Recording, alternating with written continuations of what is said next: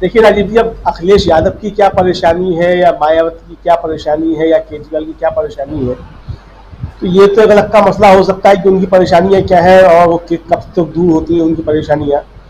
लेकिन असल में इन परेशानियों के पीछे ईमानदारी नहीं थी। असली बात ये है, भारतीय जनता पार्टी से लड़ने की ईमानदारी जो होनी चाहिए वो अभी तक दिखाई नहीं पड़ रही थी इन दलों के पास आसपास।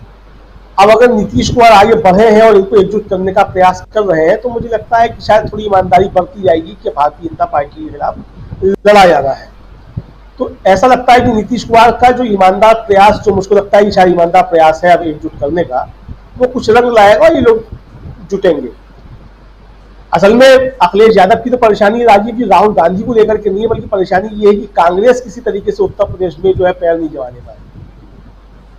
चूंकि जो जमीन समाजवादी पार्टी के पास है वो लगभग 90% जमीन जो है समाजवादी पार्टी की, वो तो कांग्रेस से छीनी हुई है।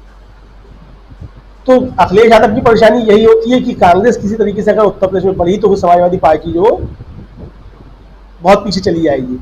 तो ये परेशानियों में राहुल गांधी से वो इस तरह की कोई परेशानी नहीं है। और ये अखिलेश यादव भी जानते हैं कि वो राहुल गांधी के मुकाबले प्रधानमंत्री पद के दावेदार नहीं हो सकते अगर इस तरीके से देखा जाए तो असली परेशानी जो है वो राहुल गांधी से नहीं, बल्कि ये कि कांग्रेस किसी तरीके से उत्तर प्रदेश में पैर नहीं जमा पाए।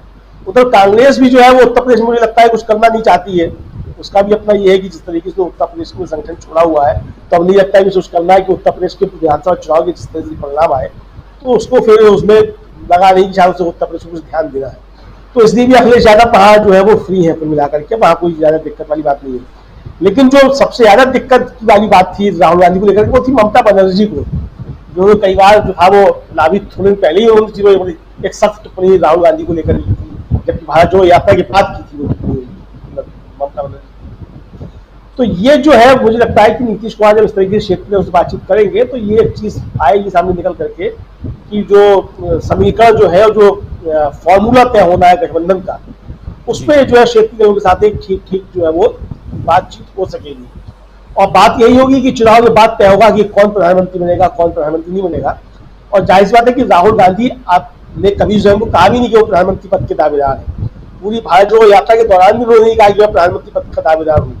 छत्तीसगढ़ में जो हुआ कांग्रेस का महाधिवेशन, उसमें भी उन्होंने कहा कि वो दावेदार नहीं है। और पहली जो प्राथमिकता है वो भारतीय जनता पार्टी को सरकार से हटाने की है। तो यानी राहुल गांधी का कांग्रेस का विजन जो है वो तो एकदम स्पष्ट है कि किसी तरीके से भारतीय जनता पार्टी को सत्ता से हटाना है। तो बाकी लोगों का विजन जो है वो क्लियर होना चाहिए कि उनकी प्राथमिकता राहुल गांधी को प्रधानमंत्री बनने से रोकना है या भारतीय जनता पार्टी को सत्ता में आने से रोकना है। तो ये चीजें जो है वो आगे तय होंगी जब नीतीश कुमार बाकी लोगों से चर्चा करेंगे। और जैसे नीतीश कुमार ने दावा किया कि जब हम बैठेंगे तो बहुत सारे लोग इकट्ठा होंगे। आज भी उनकी जो टी राजा से और सीताराम येचुरी से मुलाकात हुई है दिल्ली में, अभी है, और शायद बाहर आ रहे हैं तो हो सकता है उनसे भी मुलाकात होगी, बातचीत आगे बढ़ेगी। मुझे लगता है कि अब जो वास्तव में एक राष्ट्रीय स्तर पे एक जो गठबंधन तैयार होना चाहिए वो तैयार होने जा रहा है। और शायद नीतीश कुमार जो है उनको कांग्रेस जो है वो 1989 वाली वीपी सिंह की भूमिका में लाना चाहती है। इस तरीके से उनको जो जिम्मेदारी सौंपी गई है जी जी, ये मेल गठबंधन भी जो बने और वो उसको तरीके से इस तरीके से किया जाए कि भारतीय जनता पार्टी के खिलाफ मोर्चा जो है वो अच्छा तैयार हो और भारतीय जनता पार्टी के खिलाफ सब जगह जो मजबूत प्रत्याशी और सब सम्मत प्रत्याशी जो है वो तैयार हो। भले ही लोगों की जो है क्षेत्रीय असुविधाएं अलग हो, क्षेत्रीय मजबूरियां अलग हो, क्षेत्रीय स्वार्थ अलग हो, लेकिन जो कुल मिलाकर राष्ट्रीय जो लक्ष्य है वो भारतीय जनता पार्टी को सत्ता से हटाना होना चाहिए। इस पे जो है वो काम करने के लिए नीतीश कुमार को आगे बढ़ाया जा रहा है और कांग्रेस जो उनकी जरिए बातचीत आगे बढ़ा रही है। तो मुझे लगता है कि स्थिति स्पष्ट है और ये परिणाम जो है इसके वो थोड़े दिन में सामने आ जाएंगे कि कौन कौन इस मोर्चे में आ रहा है। और अब ये तय मान के चला जाएगा कि जो अब इस मोर्चे में नहीं आ रहा है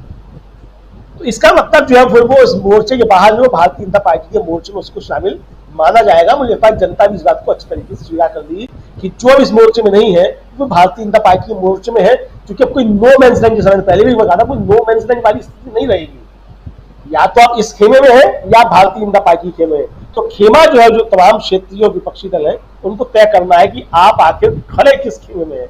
आप भारतीय जनता पार्टी के साथ है, भारतीय जनता पार्टी को जो खिलाफ मोर्चा बनना है उसमें आप खड़े हुए हैं। तो ये चीज जब सामने आएगी तो इन जो क्षेत्रीय दलों की मजबूतियां है उनको राहुल गांधी से परेशानी मुझे लगता है जो रही होगी वो रही होगी। और वो सबसे ज्यादा परेशानी कांग्रेस से है, चूंकि बड़ा कांग्रेस बड़ा दल कांग्रेस ही है और सबसे ज्यादा सीटों में लड़ाई भी कांग्रेस की होगी और सबसे ज्यादा सीट जीत के आएंगे भी जो है वो, क्योंकि वो बिल्कुल बिल्कुल बिल्कुल सही कह रहे हैं अमलेंदु जी। दोबारा आता हूं आपके पास, थोड़ा शॉर्ट करना चाहता हूं कि ताकि लगता है उसमें आई थी 2009 में कांग्रेस की, और 21 और 22 जो थी वो शायद समाजवादी पार्टी बसपा, मतलब लगभग बराबर थी तीनों की। और उस समय सबसे बड़ी भूमिका राजीव जी कांग्रेस की इतनी सीटें लाने में थी वो कुर्मी वोटों की ही थी। जो लखनऊ से लेकर के और गोरखपुर तक की जितनी कुर्मी बेल्ट है उसमें सब में कांग्रेस जीती थी। तो बड़ी भूमिका कुर्मी वोटों की उस समय थी।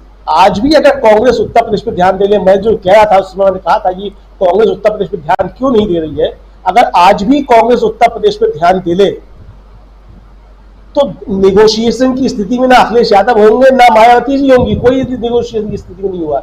और मुझे लगता है राजीव जी की नीतीश कुमार को जिस तरीके से आगे बढ़ाया है तो उसके पीछे कांग्रेस की दो नीतियां हो सकती है। एक तो ये तो है ही कि भाई जो सीधे सीधे कांग्रेस साथ जाना नहीं चाहते, जिनकी हिचक है कि भाई हम कांग्रेस के साथ नहीं जाएंगे, तो वो इस तरीके से है कि जैसे 1989 में हुआ कि भाई ठीक है कम्युनिस्ट भी जनता के साथ थे और भारतीय जनता पार्टी के साथ थी और दोनों अलग लड़े भी, वीपी सिंह को बनाया प्रधानमंत्री। तो ऐसे लोग जो नहीं आ सकते वो ठीक है, वो नीतीश कुमार के साथ रहे, नहीं आए कांग्रेस के साथ में, जो नहीं आना चाहते हैं वो नीतीश कुमार के साथ रहे। कुल मिला के भारतीय जनता पार्टी को हराया जाए। तो उत्तर प्रदेश पे अगर इस तरीके से कांग्रेस ध्यान देती है तो बड़ा एक ओबीसी वोट जो है वो कुर्मी वोट जो उत्तर प्रदेश में वो भी है और वो उसमें लगता है कांग्रेस ध्यान देगी। और अगर ध्यान देती है तो फिर बहुत मुश्किलें जो है वो सत्ता पक्ष के साथ साथ जो यहाँ के प्रमुख विपक्षी दल है उनके लिए भी पैदा हो जाएंगी।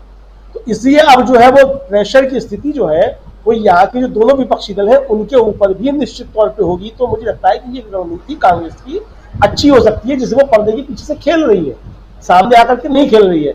अब अगर कांग्रेस उत्तर प्रदेश में ध्यान देती है तो उत्तर प्रदेश में भी चीजें दूसरी होंगी। अब ऐसा नहीं होगा कि 80 सीटों में से जो 70 पे जो है वो समाजवादी पार्टी लड़ दे या 70 पे बहुजन समाज पार्टी लड़ दे और 10 पे कांग्रेस लड़ दे, ऐसी चीजें मुझे लगता है कि नहीं होगी। लेकिन अब ये चीज अलग की होगी कि कौन किस तरीके से समझौता करता है, किस तरीके से समझौता नहीं करता है। मुझे लगता है कि बहुत से विपक्षी दलों के सामने अब संकट की स्थिति बहुत ज्यादा पैदा हो जाएगी और ये अब स्थिति नहीं रहेगी कि आप पर्दे के पीछे से जो कोई दूसरा खेल खेलते रहे और सामने आकर के आप भाजपा विरुद्ध का नारा बुलंद करते रहे।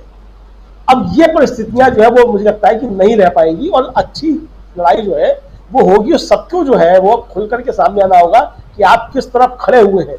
और सबसे बड़ी बात राजीव की है कि जो बार बार कहता रहा हूँ वो यही होना होगा, लोगों का ये ऐसे टेस्ट भी हो जाएगा कि आपके सामने लक्ष्य पहला क्या है। जाहिर बात है कि आप राजनीति कर रहे हैं तो आपका अपनी राजनीति चमकाना लक्ष्य है, आप इस तरीके से राजनीति बने रहे, लेकिन आपकी राजनीति तभी चलेगी जब इस देश में डेमोक्रेसी बचेगी, देश बचेगा। तो बाबा जो बात मैं कह रहा हूँ वो यही है कि आपकी राजनीति तभी चलेगी जब डेमोक्रेसी होगी, चुनाव होंगे। तो इसलिए जो है अपनी राजनीति से ज्यादा इस समय देश में डेमोक्रेसी बचाना जरूरी है। अगर आपको अपनी राजनीति चलते रहना, व्यापार कर रहे तो कोई बात नहीं, व्यापार तो जो है फिर वो बहुत से लाभ और बहुत से हानि सोच करके किया जाता है। तो व्यापार कर रहे हैं राजनीति में आकर के तो अलग चीज है। तो जिनके खून में व्यापार है वो भी जो है राजनीति को व्यापार की तरीके से नहीं करते हैं।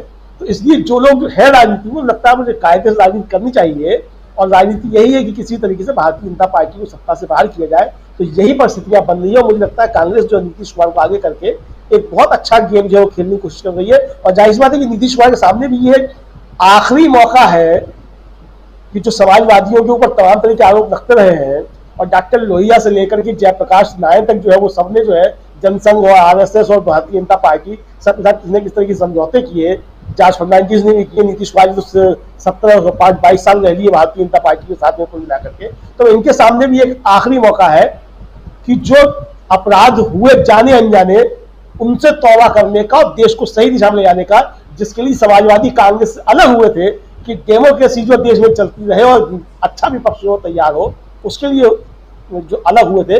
तो वो रास्ता तय करना है कि इस देश के अंदर डेमोक्रेसी बचे और किसी तरीके से भारतीय जनता पार्टी को सत्ता से पदच्युत किया जा सके। जी बिल्कुल, 2-3 बातें जोड़ते हुए इस कार्यक्रम को समेटता हूं। और बात ये कि एक तो साफ नजर आ रहा है कि राहुल गांधी के इर्द गिर्द